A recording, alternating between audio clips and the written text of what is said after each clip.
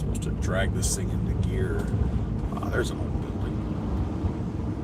Brick.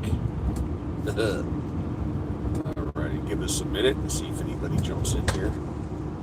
The thing about this job is you spend a lot of time driving into these little backwoods, tiny towns in the middle of nowhere. You get to see old style America and warehouses that were probably, at some point, that big building on the left was probably booming. This is Public Works Power System. Yeah, that place was probably booming at one point.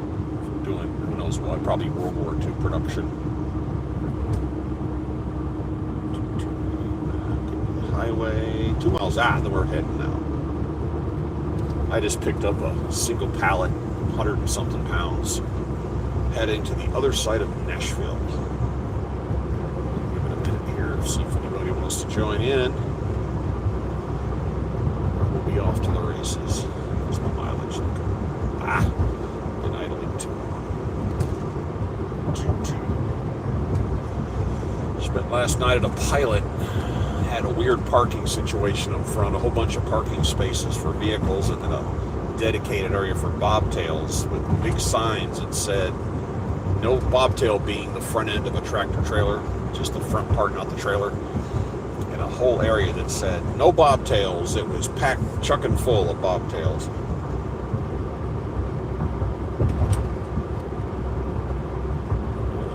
Let's get up here.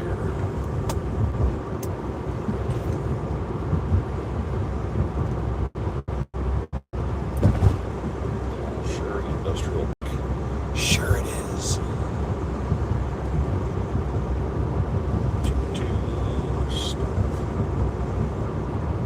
Honest Bob's Discount Car Lot.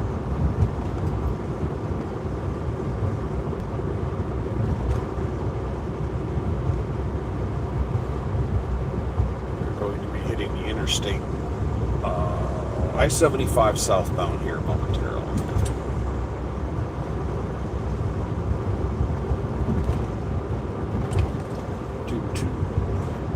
I just picked up a 150-pound small pallet of maybe machine tools or something. I am in P-I-Q-U-A, some little hick town here north of Dayton, Ohio, and I am going back through Dayton, popping out the other side, and going to a little town called Spring Hill, which is on the south side of Nashville, direct. And this is the time when I need to get back home, back to Texas. There is a run from South Carolina going to Laredo, which is the runs I'm looking for.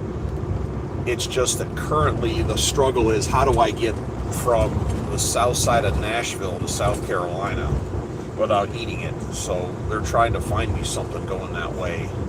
And that's my current dilemma, is waiting on that. So that sucks. I was driving up here around major towns. I'm going to call Dayton a major town. You go outside the city limits and you'll start seeing housing developments. And I saw one off to the right. It looks like they bought a farmer's field and they started plopping houses in it. And they're right up by the interstate. I understand if you live on a farm and one day the interstate comes along and starts getting on your property and you're close to an interstate, right behind, buy a house intentionally that's right crushed against the interstate highway. I mean, like out your front door, there it is. You go, the house doesn't look bad. It's just, it's up on the interstate. And I'm like, that just seems like that would be the wrong place to live. Right in front of that. That's, let's get up to speed here. Come on, van. And we are up to speed. Okay, getting on the highway. But that's up here. No, highway patrol. Hold on a second. Gotta call this one out. Hold on one second, if you will. Put my mic up. And we got highway patrol in the median, marker 78. Looks like he's watching southbound. Windows open, probably shouldn't lose her. Alright. That was my radio call for the police. Doing my part. They're going northbound just before exit 82. They had the hammer lane closed. They looked like they were starting to do something. right on. Other guys talking over there. So anyway. Fucking door slingers. Anyway, the topic that I'm going with today is, I drive along here and my brain just drifts around and wanders, so I got nothing to think about. And I'm thinking about shows I watched as a kid. And one of the big ones was CHiPs, if you're old enough to remember that. The motorcycle cops out in California. And CHiPs stood for California Highway Patrol, and it gave this idealistic version of how the police operate out there. And it was a kid show. It was pretty much aimed at 11 and 12-year-olds. And as a kid, it was a lot of fun. We all watched it. And looking back, it had a few milestones. The two main characters were Larry Wilcox, who played John, and Eric Estrada, who was a guy. His last name was Poncherello, and everybody called him Ponch. And Ponch, Eric Estrada, was kind of a milestone. He was the first Mexican-American main character on a TV series, the first time ever. And the show ran from, if memory serves, 1977, 1983.